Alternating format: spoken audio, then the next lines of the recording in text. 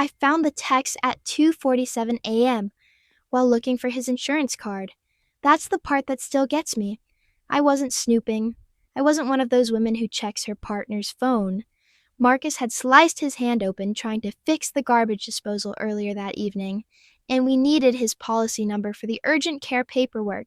He was knocked out on painkillers, his bandaged hand resting on his chest, breathing deep and even. His phone sat there on the nightstand, face up for once, unlocked because he'd been checking the Uber status before the meds kicked in. The insurance app was right there on his home screen, next to his calendar. But when I picked up the phone, a message preview floated across the top of the screen. Can't wait to taste you again. A. My first thought wasn't even about the message.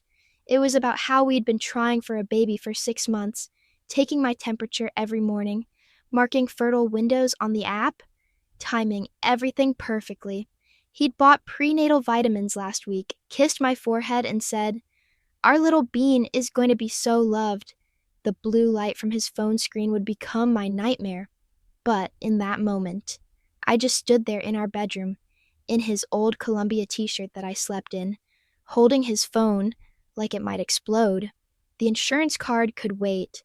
My whole life was about to detonate anyway. I sat down on my side of the bed, funny how you still think about sides when your world is cracking, and opened his messages, just to prove myself wrong, just to confirm that A was his cousin Amy, who had that weird sense of humor, or his coworker Andrea, who was always too friendly at company parties. But A wasn't Amy or Andrea. A was someone who had been tasting my partner regularly, Thursdays specifically, during his standing client dinners. And then there was M, 2 women, 2 parallel affairs, no overlap in their schedules. He'd been that careful, like a project manager running multiple timelines, color-coded and efficient. Thursday evenings for A, Tuesday lunch, meetings for M. I scrolled through 3 months of messages in the dark while he slept beside me, his bandaged hand occasionally twitching. 3 months of lies cataloged in blue bubbles and timestamps. 3 months while we planned nursery colors and argued about names. The insurance card was in his wallet the whole time. I'd walked right past it on the dresser. But by then, I needed different kind of documentation. Before I tell you how it ended, I need you to understand how it was. Because Marcus and I weren't just another couple heading for disaster. We were the ones our friends envied, the ones who still held hands at farmers' markets after 4 years together. Sunday mornings were ours. He'd wake up first, always, and I'd hear him grinding coffee beans in the kitchen, this fancy burr grinder he'd researched for 3 weeks before buying. The smell would pull me from bed, and I'd find him standing at the counter in his boxers and nothing else, pouring water over the grounds with this intense concentration, like he was performing surgery. We had these matching mugs from our Portland trip, cream-colored with this tiny blue whale on them. Mine said, "Oh, whale." His said, "Doing whale." Stupid, I know. But he'd hand me mine with exactly the right amount of oat milk, and we'd stand there for a minute, not talking, just being. The farmer's market was 8 blocks away. We'd walk, even in Seattle drizzle, because Marcus said the rain made everything smell alive. He had this thing about touching produce together, not in a weird way, just this habit where we'd both reach for the same tomato or apple, and our fingers would brush, and he'd smile this private smile that made me feel like I was in on the world's best secret. He'd carry the canvas bags, always taking the heavier one without me asking. His hand would find that spot on my lower back, just above my hip, steering me through the crowds with this gentle pressure that said, "I've got you," without words. We cooked together most nights. Not elaborate meals, we both worked too much for that. But simple things. Pasta with garlic and olive oil. Stir-fry with whatever vegetables were about to go bad. He'd chop while I stirred, or I'd prep while he managed the stove. We had this rhythm, this dance around our tiny kitchen where we never bumped into each other, never reached for the same knife. He'd taste test from the wooden spoon, and kissed me with marinara still on his lips, laughing when I'd wipe the sauce off my chin. The planning started last fall, October specifically, when his sister had her baby. We drove down to Portland to meet our nephew, and something shifted. Marcus held that tiny human with such tenderness, supporting the head, whispering nonsense words. On the drive home, he said, "I want that, with you, just like that." No build-up, no grand gesture, just certainty. We turned it into a project because that's what we did. We planned things together. He made spreadsheets for savings goals. I researched daycares and pediatricians. We'd lie in bed with my laptop between us, scrolling through nursery ideas on Pinterest, arguing about whether sage green or soft yellow was more gender neutral. He wanted to paint clouds on the ceiling. I wanted stars. We compromised on both, a whole sky in what was currently his home office. The sex was still good. I need to say that, because everyone assumes it wasn't. Like that's always the reason men stray. But Marcus wanted me. Even after 4 years, even with work stress and life stress and all the unsexy parts of living together, he'd pull me back to bed on Saturday mornings when I tried to get up for the gym. He'd find me in the shower, sliding in behind me, hands on my hips. During Netflix shows, his fingers would trace patterns on my thigh until I couldn't focus on the plot anymore. He had this way of kissing my forehead during credits, just as the music swelled, every single time, like punctuation at the end of a sentence. "That was good," the kiss said. "This is good. We are good." We fought sometimes, sure, about his socks everywhere, about my hair clogging the drain, about whose turn it was to call the landlord about the leaking faucet. But we fought fair. No name-calling, no below-the-belt hits. We'd go to our corners, him to the balcony, me to the bedroom, and come back after an hour, calmer, ready to actually solve the problem, instead of just being right. I loved how he looked in the morning, pillow creases on his cheek, his dark hair sticking up in 12 directions. I loved his concentration face when he played chess online, tongue poking out slightly. I loved how he couldn't watch animal rescue videos without tearing up, how he'd try to hide it by suddenly needing to check something in the kitchen. 3 weeks before I found the text, we went to Pike Place for no reason. Just a random Thursday evening, or what I thought was random. Now I know A had canceled last minute, but that night, I didn't know. We ate fish and chips from the counter place, burning our tongues because we couldn't wait for them to cool. He bought me sunflowers from the flower guy who always flirted with female customers. We watched the sunset over Elliott Bay, his arm around my shoulders, my head in that perfect spot where his neck met his shoulder. "I love our life," he said, apropos of nothing.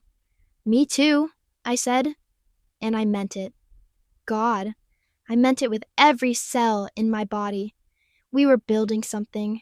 We were solid. We were going to be the couple that made it, that raised kids, who knew what love looked like, who grew old on some porch somewhere, still reaching for the same tomato at the same time. That's what makes the rest of this so much worse.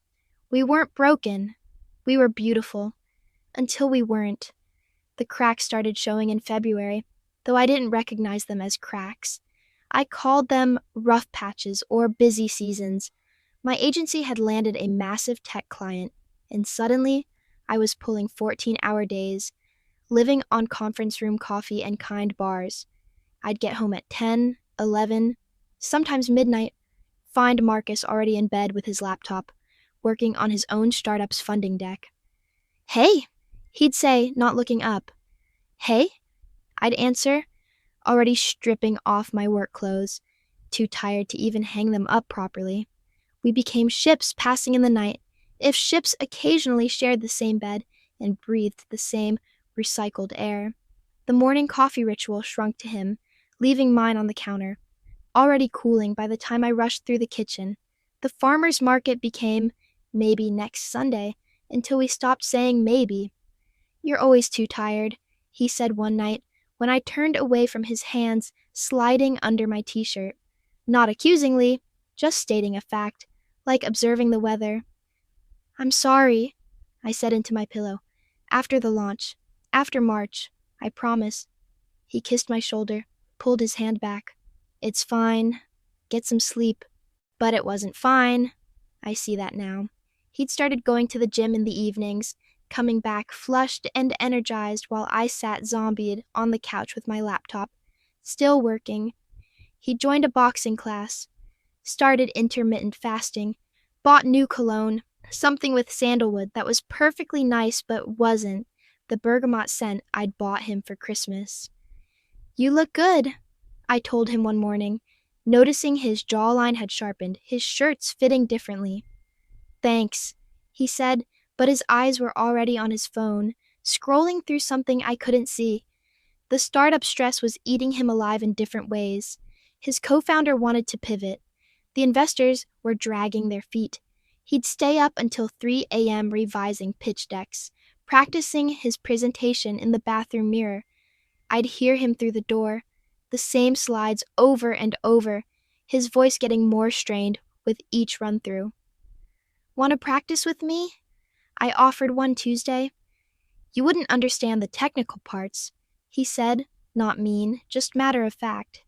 "It's pretty specialized." That stung more than it should have. We used to explain our work to each other, making it a game to simplify complex things. Now, his work was too specialized, and mine was too demanding, and the space between us filled with things we didn't share. I started feeling like he was looking at me differently. Not with less love, exactly, but with this assessment quality, like I was a problem to solve or a project that wasn't delivering expected ROI. When we did have sex, Sunday mornings mostly, when neither of us could claim exhaustion, it felt performative. He'd touch me in all the right places, do all the right things, but his mind was elsewhere. Afterward, instead of lying together, he'd shower immediately. "Gym in an hour," he'd explain. The missed date nights piled up. 3 in a row in March. The Italian place gave away our reservation. The concert tickets went unused. The wine tasting became me drinking alone while he took a critical call in the bedroom. "We need to prioritize us," I said, after the third cancellation. "After the funding closes," he said. "After your launch. After things calm down." We were living in the after. Everything important pushed to some mythical future when we'd have time, energy, space to be us again. Meanwhile, the present became this cordial coexistence. Roommates who happened to share health insurance and a dream of babies that felt increasingly abstract. I started noticing things I told myself meant nothing. His phone face down during dinner, the way he'd take calls on the balcony, door closed, how he'd angle his laptop away when I walked by, new charges on the credit card, nice restaurants I hadn't been to, hotels explained as client meetings ran late, crashed downtown. "You're being paranoid," I told myself, stress eating takeout at my desk. This is what startup life looks like. This is temporary. The last normal night was a Wednesday. We actually both got home by 8. Cooked that simple pasta together, watched 2 episodes of Something Forgettable, went to bed at the same time. He kissed my forehead during the credits, and for a moment, everything felt possible again. 27 hours later, I found the text, Tuesday, March 5th, 2:47 a.m. I know the exact time because I took a screenshot. Evidence, I guess, though for what trial I didn't yet know. Marcus had been fixing the garbage disposal after dinner, swearing under his breath about YouTube tutorials and proprietary screws. The blade slipped, blood everywhere, on the counter, the floor, his good jeans. Not enough for stitches, the urgent care doctor said later, but enough for butterfly bandages and prescription painkillers that knocked him flat. I'd driven him home, helped him into bed, brought him water and crackers for his stomach. He'd been sweet, almost vulnerable, holding my hand with his good one while the pills kicked in. "Thank you for taking care of me," he'd mumbled, already half gone. His phone buzzed with the Uber Eats delivery confirmation. We'd ordered him soup for tomorrow, and he'd typed in his passcode with his left hand, clumsy but automatic. 2580. I watched without meaning to.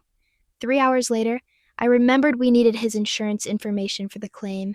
His phone was right there, still unlocked from checking the delivery, screen dimmed but alive. I picked it up carefully, not wanting to wake him. The notification banner appeared like a slap. Can't wait to taste you again? AA? My brain did this strange thing where it tried to rationalize immediately. A could be anyone, could be about food. Marcus was a foodie, always trying new restaurants. Could be a weird inside joke. Could be his cousin Amy who posted those inappropriate memes on Facebook. But my hands knew better. They opened his messages without my permission. A was listed as trainer Ashley in his contacts. The conversation scrolled back months. While I was researching ovulation kits, he was texting her about how she made him feel alive again. While I was saving for a crib, he was booking hotels, the Grand Hyatt downtown, the Fairmont, always Thursday evenings, 6 to 10 p.m., his standing client dinner slot. The messages were explicit. I won't repeat them, not out of discretion, but because they're burned into my brain in a way that makes me nauseous. But worse than the sexual stuff was the emotional intimacy. He told her about his startup stress, about feeling unseen at home, about wanting something uncomplicated. My girlfriend doesn't understand the pressure I'm under. He'd written 2 weeks ago, while I was in the next room, working until 2 a.m. to support us both. I scrolled up, down, screenshots clicking like a camera shutter. Then I saw another conversation with heart emojis. M was saved as Marissa, Investor Relations, Tuesday lunches, sometimes Wednesday coffee, a completely different woman with a completely different schedule. The messages here were softer, more romantic, poetry quotes, sunset photos, plans for when things are different. After my situation resolves, he'd written to her, my situation. That's what I was. Our 4 years, our plans, our future baby, a situation to resolve. I found myself doing math in the dark. Tuesday lunch with M, Thursday evening with A, date night with me on Fridays when he wasn't too tired. Saturdays were gym and errands. Sundays had been ours, before they weren't. He'd scheduled us all like meetings in his calendar. Color-coded, probably. Green for M, red for A, blue for me, the primary relationship that had somehow become secondary.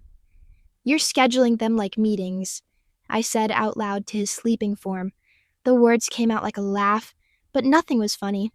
I kept scrolling, found the birth control charges on his Venmo. He was paying for Ashley's pills. Saw the flower deliveries to Marissa's office. Read the playlist he'd made for Ashley titled Drive. Our playlist, the one from our road trip to Portland, was buried in his archives. The blue light from his phone made everything look underwater. Appropriate, since I was drowning. I sat there on my side of the bed, still thinking about sides, still following the rules of a relationship that had apparently ended months ago without my knowledge, and watched him sleep. His bandaged hand had shifted to his stomach. His face was peaceful. He looked like the man who'd held his nephew with such tenderness, who'd talked about painting clouds on our baby's ceiling. I wanted to wake him up, scream, throw his phone at the wall, make him see what he'd destroyed. But I also wanted to preserve this last moment where he didn't know that I knew, where we were still Sarah and Marcus, trying for a baby, planning our future, just going through a rough patch. Instead, I forwarded everything to myself. Every message, every photo, every hotel confirmation.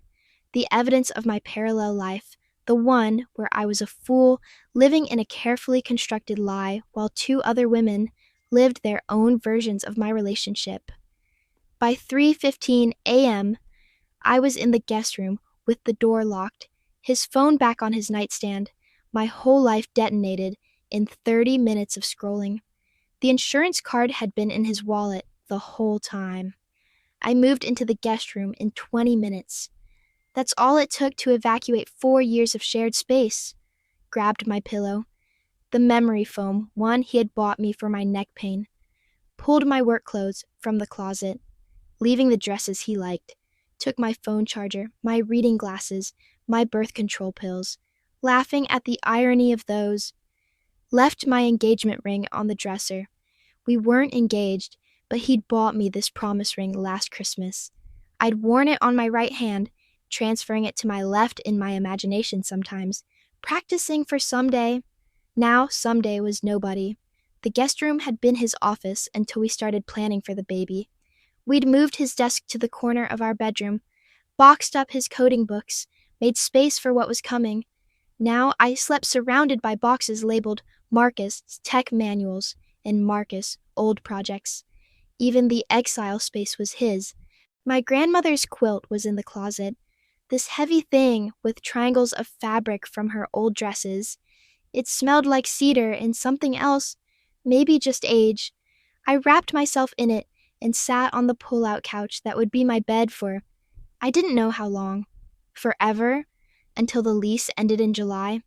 I started making lists in my head, the kind you make at 4 a.m. when your brain won't stop calculating the logistics of destruction. When Marcus woke up at 7, I heard him through the wall, the toilet flush, the shower starting, his normal routine. Then a pause. He must have seen the ring. His footsteps in the hall, a soft knock on the guest room door. "Sarah?" I didn't answer. "Sarah, what's going on? Why are you in there?" "Check your phone," I said through the door. My voice sounded like someone else's. Calm, flat, dead. A long pause. I heard him walk back to the bedroom, could picture him picking up his phone, seeing the screenshots I'd sent to myself, realizing what had happened. The footsteps came back. "Sarah, please, let me explain." "I'm taking the guest room," I said. "We'll figure out the rest later." "Can we just talk?" "No." That was Wednesday morning. By Wednesday night, we'd established the rules without ever discussing them. Separate everything. I installed a mini fridge in the guest room, ordered it on Amazon, same-day delivery, put my own coffee maker on the desk, the cheap one from college I'd found in a box.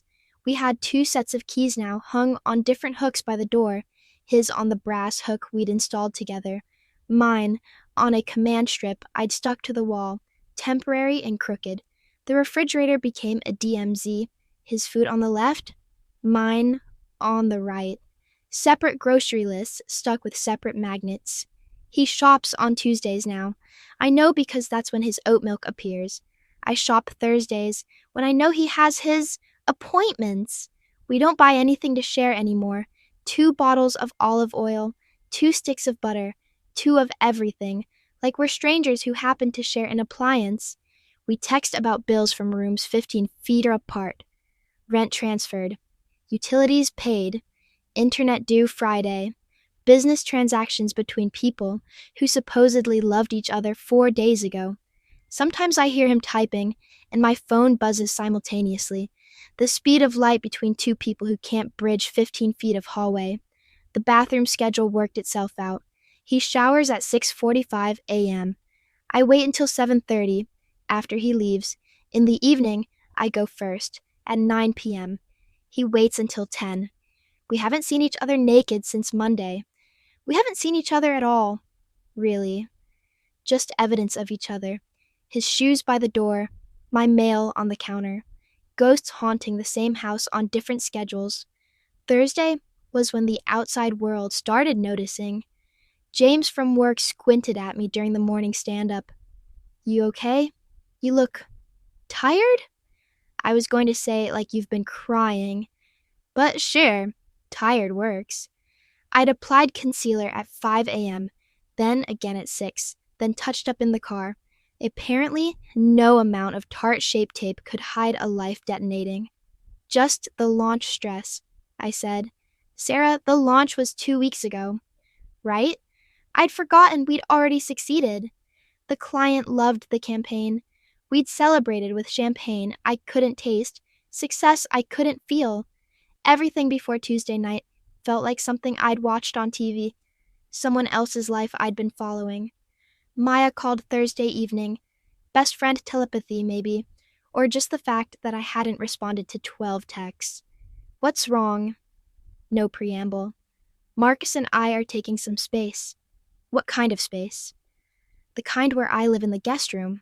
She drove over immediately. I met her in the parking lot because I couldn't let her inside. Couldn't let her see the apartment divided like Berlin. Couldn't explain the 2 coffee makers, the separate keys, the way we'd sectioned off 4 years of life like it was property to divide. This isn't sustainable, she said, watching me shiver in the March drizzle without a coat. My coat was in the hall closet, and I'd heard Marcus in the kitchen. I know. What did he do? I can't. Not yet. She held me while I cried in her Subaru. The heat running, fogging the windows. She didn't push. That's why Maya was Maya. She knew when to push and when to just be the heat in the fogged windows and the person who didn't need explanations. Saturday, my mom called. Mothers know. They always know. How are you? And Marcus. Fine. The word came out like a rock. Sarah Elizabeth. My full name. The mom equivalent of a warning shot. We're working through some things. Do you need to come home? Home was Portland, 5 hours away.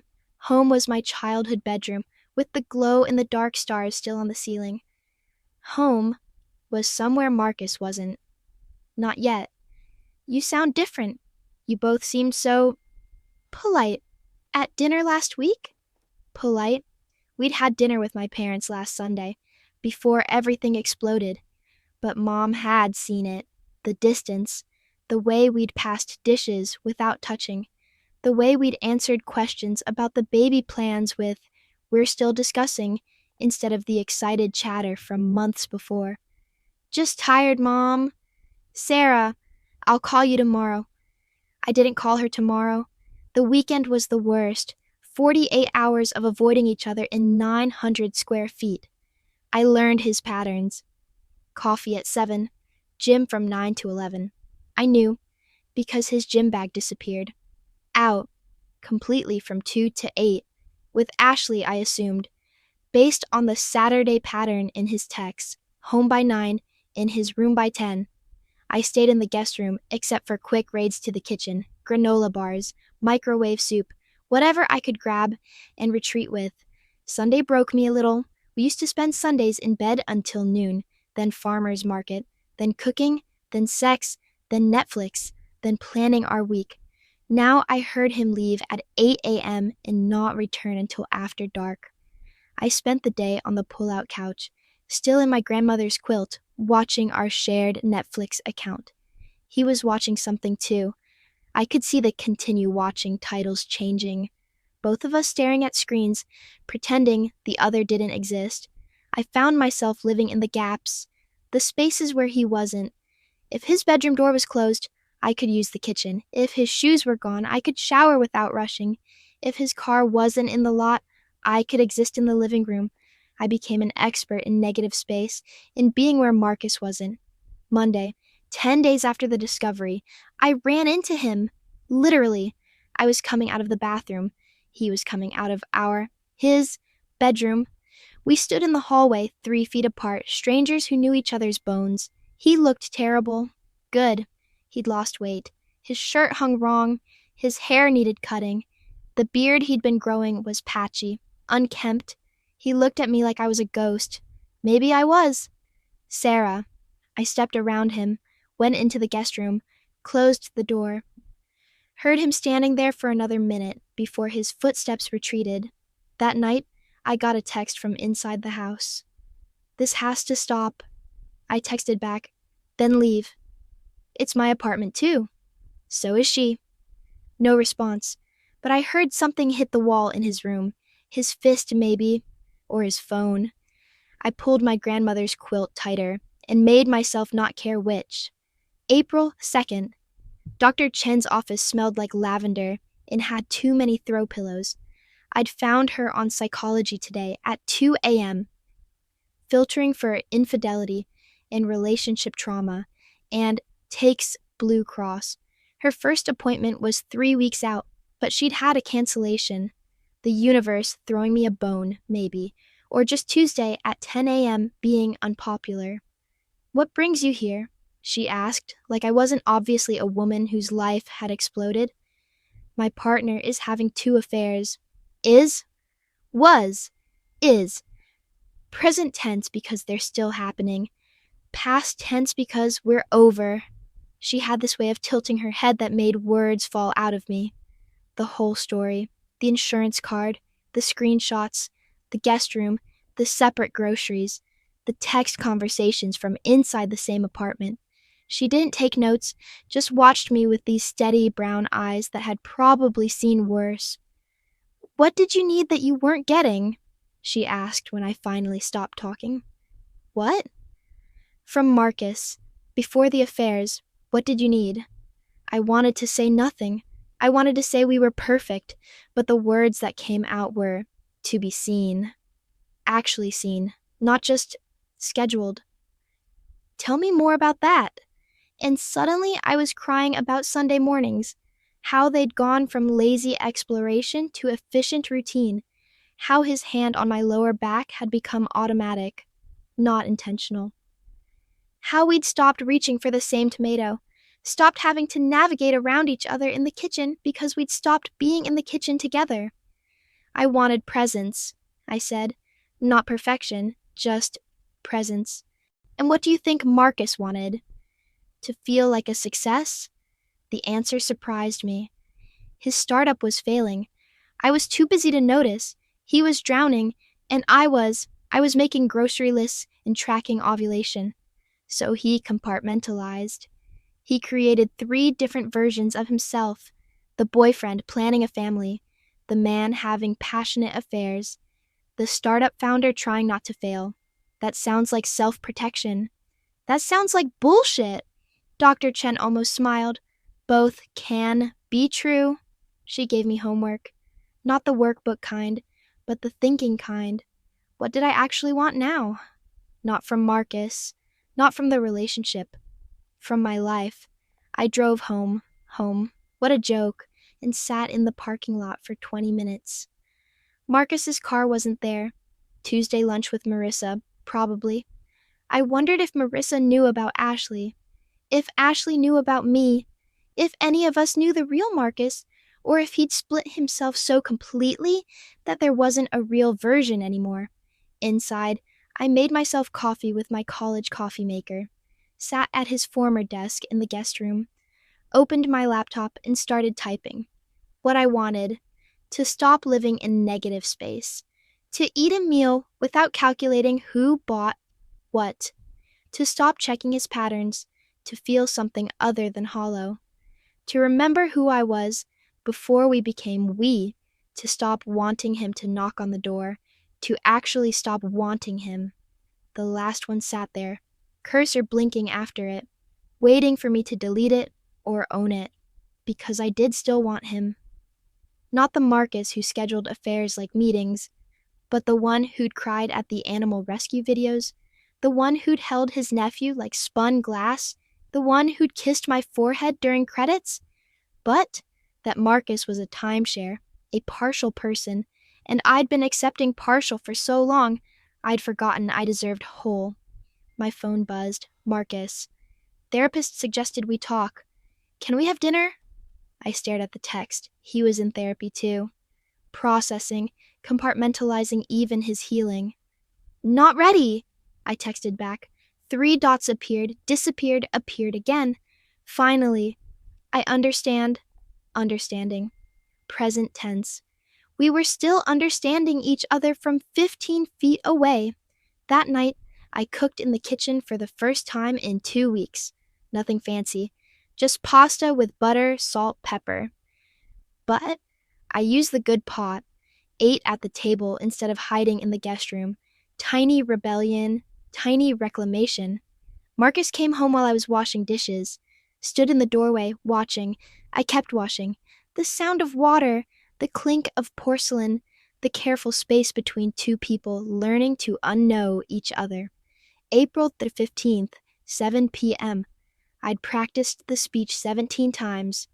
In the shower, in my car, to my reflection in the bathroom mirror, at work. The words had sharp edges now, worn smooth by repetition. Marcus was sitting at the kitchen table when I came out of the guest room. He'd texted earlier. We need to talk about next steps. Corporate speak for the end of the world. I sat across from him, the same table where we'd planned the nursery, where we'd signed the lease 2 years ago, where we'd eaten 1,000 meals that meant nothing now. I'll start, I said, not giving him the chance to control the narrative. He nodded. He looked better than he had in the hallway. Showered, shaved, wearing the green Henley I'd bought him for his birthday. I wondered if that was intentional. We're not broken, Marcus. We're incompatible. The words landed between us like a diagnosis. Sarah, let me finish. You need variety. Multiple connections, different versions of yourself with different people. That's not wrong. It's just who you are. I need depth. One person. All in. That's who I am. He shifted in his chair. I made mistakes. No. Mistakes are forgetting anniversaries. Leaving the toilet seat up. You made choices. Calculated, scheduled choices. I never meant to hurt you. I know. And I did know. Marcus wasn't cruel. He was just fractured. But you did. And you're still doing it. Tuesday lunches with Marissa. Thursday evenings with Ashley. His face changed. Surprised that I knew the current schedule. Then something else. Relief, maybe, that we could stop pretending. I ended it with Ashley. When? Last week. And Marissa? Silence. Right. I pulled out my phone, opened the Notes app. So let's discuss logistics. Sarah, wait. The lease ends July 31st. That's 15 weeks. I'll take the guest room until then. We split the rent and utilities as usual. We could try counseling. With which version of you? That landed hard. His jaw tightened. Fine. What about the other stuff? Be specific. The Netflix, Spotify, Amazon Prime. Were we really doing this? Dividing our digital life like it was community property? You keep Netflix and Amazon. I'll keep Spotify and Hulu. You don't even watch Hulu. I'll start. He rubbed his face. The furniture? Keep it. Sarah, I don't want the couch we bought together, the bed we shared, the coffee table we assembled drunk on New Year's Eve. So you'll just start over? Yes. That's expensive. So is believing in us. He flinched. Good. What about the stuff that's both of ours? The kitchen stuff, the books. We're adults. We can figure it out. The Portland mugs? Something cracked in my chest. Those stupid whale mugs. Oh, whale. Doing whale. We were not, in fact, doing whale at all. Keep them. Give them to Ashley, or Marissa, or whoever comes after them. That's cruel. That's honest. We sat there, two people who used to love each other, negotiating the terms of our uncoupling like it was a business transaction, which maybe it was. The business of untangling 4 years of accumulated us. What do we tell people? He asked. The truth. We're incompatible. That's it? Would you prefer I tell them about your scheduling system? How you color-coded your affairs? I didn't color-code Tuesday blue, Thursday green. I saw your calendar. Silence stretched between us. The refrigerator hummed. Outside, someone was playing music too loud. Life continuing while ours ended. I loved you, he said finally. I know. I still do.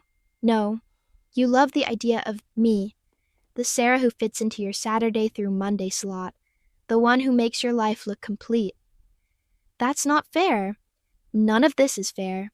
He stood up, pushed his chair in carefully, like the alignment of furniture mattered now. So that's it? We just coexist until July? Unless you want to move out sooner. Do you want me to? I thought about it. The empty apartment, the full bed, the silence without his footsteps overhead. I want to never have needed to have this conversation. He walked to his bedroom, stopped at the hallway. For what it's worth, you were never just a time slot. No, I agreed. I was the main calendar. They were just the pop-up reminders. His door closed with a soft click. I sat at the table until full dark, watching the space where our life used to be. The lawyer's office was in one of those glass buildings downtown, where everything felt expensive just to breathe. April 23rd, 2 p.m. I'd taken a half day from work, told James I had a dentist appointment. Technically, not a lie, this was going to hurt like a root canal. The receptionist offered me mint tea. The lawyer, Catherine, call me Kate, pushed a box of tissues across her mahogany desk before I'd even started talking. We're not married, I began. Common law? No, just common everything else. Length of cohabitation? 2 years living together, 4 years total. Assets? Shared lease, some furniture, broken trust. She almost smiled at that. The last one's not legally divisible, unfortunately. The mint tea was too hot. I burned my tongue, but kept drinking. Something to do with my hands while Kate explained tenant rights, lease breaking penalties, property division for non-married couples. Washington state law didn't care that Marcus had scheduled his affairs like a project manager. The law only cared about whose name was on what. Both names on the lease? Yes. Either of you able to afford it alone? Technically, yes. Emotionally, no. I understand. She gave me a folder of documents. Standard forms for non-married separation, inventory sheets for shared property, resources for counseling, the business of breaking up, itemized and hole-punched. That weekend, I started boxing books. We'd mixed our libraries so completely, I had to check inside covers for names, receipts, inscription dates, his coding manuals, my marketing books, the novels we'd both read, discussed over coffee, recommended to friends. Who got Murakami when we discovered him together? I used the label maker he'd bought for his home office. S, fiction. M, technical. Shared, decide later. The label maker ran out of tape before. I ran out of categories for our dissolved life. His mother called while I was sorting cookbooks. What did you do to him? No hello, no preamble, just accusation. Hello, Linda. He won't tell me what happened, just says you two are separating. What did you do? What did I do? I laughed, actually laughed. Ask your son about Ashley and Marissa. Who? Exactly. Sarah, whatever fight you're having, we're not having a fight. We're having a scheduled dissolution. Very organized. Your son would be proud. You're being cruel. I'm being honest. He loves you. He loves lots of people. That's the problem. I hung up. She called back 3 times. I let it go to voicemail. The Instagram algorithm was sadistic. Suddenly, Marcus was everywhere in my feed. Tagged at concerts, the Postal Service reunion we'd had tickets for, the jazz club I'd wanted to try, always with people I didn't recognize or recognize too well. Ashley's hand on his shoulder, Marissa's smile next to his at a wine bar. I told myself I wasn't stalking, just observing, watching this parallel life he'd been living become his primary life. He looked happy, lighter, like the weight of maintaining multiple realities had lifted. Then I found the hair tie. I was deep cleaning my car, trying to reclaim spaces that were just mine, reached into the cup holder for old receipts and pulled out an elastic hairband. Not mine. I always used scrunchies. This was one of those tiny, clear elastics. Blonde hair still wrapped around it. Ashley was blonde. She'd been in my car, my space. While I was at work or sleeping or planning our future, she'd been sitting where I sat, breathing where I breathed, existing in my life without my knowledge. I sat in the driver's seat, holding that tiny elastic-like evidence at a crime scene, except the crime was already solved, the criminal already confessed. This was just aftermath. Maya found me there an hour later. I'd texted her a photo of the hair tie. She'd driven over immediately. "You have to stop this," she said, gently taking the elastic from my hand. "I'm fine."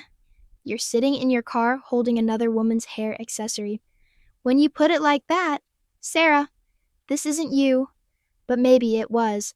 Maybe this was exactly who I was. Someone who needed evidence, proof, documentation of betrayal. Someone who couldn't just accept the end without examining every detail of the dissolution. I started defending him to myself. Stockholm Syndrome in my own life. Maybe he was depressed. Maybe the startup stress broke something in him. Maybe I should have seen the signs, and been more present, made him feel more valued. Maybe if I'd gone to those Thursday dinners. No. That way led to madness, but the bargaining continued. If I'd been less tired, if I'd prioritized us, if I'd noticed sooner, if, the cracks in my composure showed at work. Missed a client email, forgot a deadline, cried in the bathroom when someone mentioned they were trying for a baby. "Take some time," James said after finding me staring at a blank screen for 20 minutes. "I'm fine." "You're not." "I will be." He gave me the rest of the week off. Mental health days, he called them. I spent them boxing up the life I thought I'd have, one labeled container at a time. June 8th, Pine Street Coffee. I wasn't supposed to be there. My usual place was the Starbucks near work, but they were renovating, and Pine Street had good reviews. The universe, in its twisted sense of humor. I saw them before they saw me. Marcus and Ashley, tucked into the corner table by the window. Our table, from when we used to work Sunday mornings here, sharing a chocolate croissant, stealing sips of each other's drinks. She was exactly what I'd imagined, and nothing like it. Blonde, yes, but not the Instagram blonde I'd constructed in my head. More natural, softer. She wore hiking boots and a Patagonia vest. Her hand rested on his knee, while she read something on her phone. Comfortable. Familiar. Like they'd been doing this for years, not months. Marcus was talking, hands moving in that animated way when he explained something technical. She looked up, smiled, said something that made him laugh. Real laughter, not the polite chuckle he'd been giving me for months. They ordered at the counter. I watched from behind my laptop screen, pretending to work. "The large oat milk latte, extra shot," Marcus said. "Same, but with vanilla," Ashley added. Synchronized coffee orders. They'd found their rhythm. When the barista asked for names, Marcus said, "Together," and pointed between them. The barista wrote M+A on both cups. I waited for the rage, the tears, the urge to walk over and say something cutting. Instead, this strange calm settled over me, like watching a movie I'd already seen, knowing how it ended. Good for them. I heard myself whisper, and maybe I meant it. Maybe Marcus had found his person or one of his people. Maybe Ashley knew about Marissa. Maybe she didn't care. Maybe they had an understanding I'd never be capable of. Maybe their love was expansive, where mine was exclusive. They left holding hands in identical cups. He held the door for her, hand on her lower back in that protective way. But it looked different now. Intentional, not automatic. Present, not performed. He was choosing her in this moment, fully, even if there would be other choices on Tuesday. I ordered my own latte, just the one, just for me, and opened my laptop properly, typed "Solo Travel Japan" into Google. I'd always wanted to go. Marcus had thought it was too expensive, too far, too complicated with his work schedule. But I wasn't working around his schedule anymore. The search results bloomed across my screen, cherry blossoms, temple gates, bullet trains, a world that had nothing to do with shared calendars and divided groceries, and the ghost of us haunting a one-bedroom apartment. I found a travel blog, Japan for the Solo Female Traveler. The woman writing it had gone after her divorce. "There's something about being foreign in a foreign place," she wrote. "You're already other, so you can be anyone." 2 weeks. That's what I gave myself. Researching flights, accommodations, itineraries, creating spreadsheets. I'd learned from the best after all. But these were mine, my timeline, my budget, my choices. You're looking better, Dr. Chen observed at our next session. I saw them together. How was that? Anticlimactic. Tell me more. She's real. They're real. It's not just something in his phone anymore, and seeing it made it finished somehow. You're grieving what was, but also what wasn't. The future we planned. The future you planned. Was it ever his? I thought about Marcus's face when he held his nephew. The excitement when we talked about nursery colors. That had been real. But so was his need for escape routes, for multiple selves, for lives that didn't intersect. It was his for Sunday through Monday. And the rest of the week? He was someone else's. That night, I booked the flight, September 15th to 30th. Used my credit card, not ours. Put my name, not both. Selected one seat, not two. Maya came over to celebrate. We drank wine in the guest room, my laptop between us, scrolling through Tokyo hotels. You're really doing this. I'm really doing this. Solo. Solo. She raised her glass. To being the main character in your own story. We clinked glasses. Outside, I heard Marcus's key in the lock, his footsteps in the hall, his door closing, the careful choreography of parallel lives, soon to diverge completely. June 30th. Last day of the month. Last day of pretending this was temporary. The movers were coming tomorrow for my boxes. The guest room was stripped except for my grandmother's quilt, folded into a perfect square on the naked pull-out couch. Marcus had texted, key exchange at noon, professional to the end. We'd managed 3 months of coexistence without a single face-to-face conversation after the kitchen table summit. Now, one last transaction. He was sitting on the couch when I came out. Our couch. His couch now. The summer light through the window made everything look overexposed, too bright for the ending of things. Hi, he said. Hi? We hadn't been this close since the hallway collision. I could see the details I'd forgotten.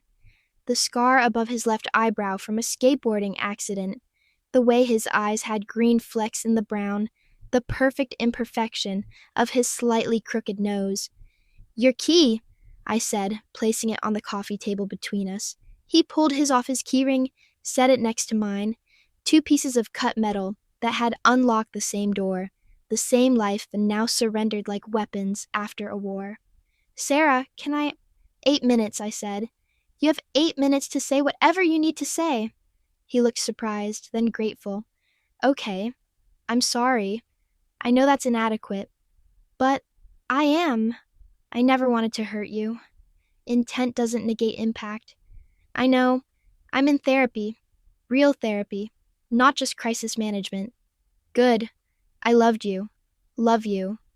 But I don't know how to be just one person. I know. You deserve someone who can give you everything. I deserved honesty. Yes. We sat in the silence. 5 minutes left. Are you happy? I asked. With them? I'm myself. All myselves. That's not what I asked. I know. He rubbed his face. I'm trying to be. Happy, honest, present. With both of them, Ashley and I have an understanding. Marissa ended things last week. Why? She wanted what you wanted. All of me. And you can't give that. I can't give that. 3 minutes. He was crying now. Quiet tears that he didn't wipe away. I wanted to be enough for you. The version of me you loved. I wanted him to be the only version. But he's not. No. And that's okay, Marcus. It's okay to be who you are. It's not okay to lie about it. 1 minute. I need to say this. He started urgently now. Time running out. You did nothing wrong. You were perfect. You are perfect. This is my flaw. My failing. Stop. I stood up. Your happiness was never my responsibility to manage. The words landed between us, final and clean, and my happiness was never yours to schedule. His 8 minutes were up. I picked up his key from the table, handed it to him. For Ashley, or whoever, just be honest with them. I walked to the window where our cactus sat, the one we'd bought at Pike Place last summer, now divided into 2 pots, one for him, one for me. Both still alive, growing separately. Take care of yours, I said, nodding at his half. Sarah. Goodbye, Marcus. I picked up my cactus, my grandmother's quilt, my new single key. Walked to the door, without looking back. Behind me, I heard him say, I'm sorry it wasn't enough. Me too, I said, and closed the door. The hallway was bright with afternoon sun. My boxes were already in the moving truck. My new apartment, a studio in Fremont, just mine, was waiting. I stood there for a moment, holding my half of our cactus, feeling the weight of my single key. Then I walked toward whatever came next. September 11th. 3 months since the key exchange. 2 months in my studio. 4 days until Japan. The new apartment is small, but mine. Everything in it chosen by me, for me. A single toothbrush and a ceramic holder I bought at the farmer's market, the one on Capitol Hill. Not our old one in Ballard. One coffee maker. One set of keys on a hook by the door. Just the one hook. Centered. Intentional. I wake up at 2:47 a.m. sometimes. Still, the body keeps its own calendar of trauma. But now, there's no blue light, no sleeping form beside me, no insurance cards to find, just the orange glow of the streetlight through my window, the sound of rain on glass, the quiet of a life that belongs entirely to me. My Facebook status says, focusing on my Japanese studies and nothing else. No relationship status, no explanatory paragraph, no breadcrumbs for the curious. Just forward motion in emoji form. 14 people liked it. Maya commented, proud of you. Mom sent a private message.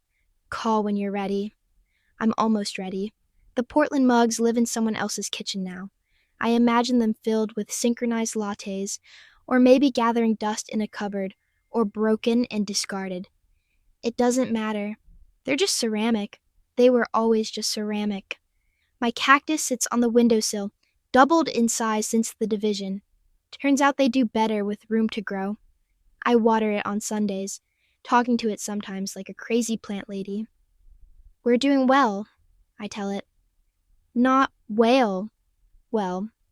Marcus texted once, in August, hope you're good. I deleted it without responding. Not from anger, from absence. The absence of obligation to manage his feelings. The absence of need to explain myself.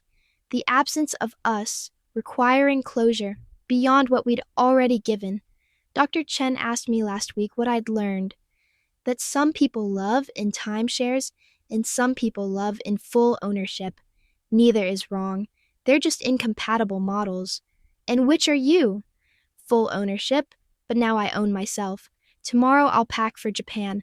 1 suitcase, 1 carry-on, 1 passport with 1 name.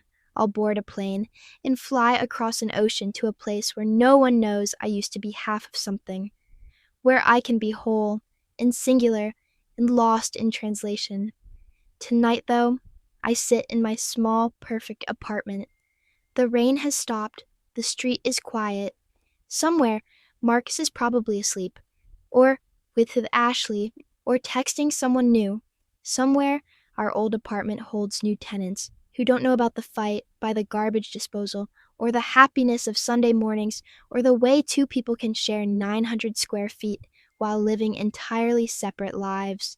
The silence at 2:47 a.m. isn't empty anymore. It's full of possibility, of mornings that belong to me, of futures I choose, of walls painted whatever color I want, of being okay, of being